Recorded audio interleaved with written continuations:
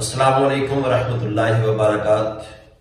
آج روحانی وظائف میں سے جو وظیفہ آپ کو بتانے جا رہا ہوں کہ اگر کسی کی اولاد نافرمان ہے، بزرگوں سے والدین سے بدتمیزی سے پیش آتی ہے، تو اس اولاد کو فرما بردار کرنے کے لیے روحانی وظائف میں سے جو وظیفہ بتانے جا رہا ہوں وہ بہت ہی آزمایا ہوا بہترین وظیفہ ہے۔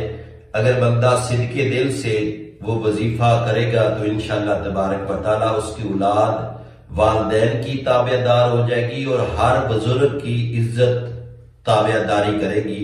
قرآن مقدس کی سورۃ صف 300 مرتبہ پڑھ کے پانی پہ دم کر کے جو شخص اپنی نافرمان اولاد کو پلائے گا، انشاءاللہ تبارک و تعالی اس کی اولاد فرما بردار ہو جائے گی۔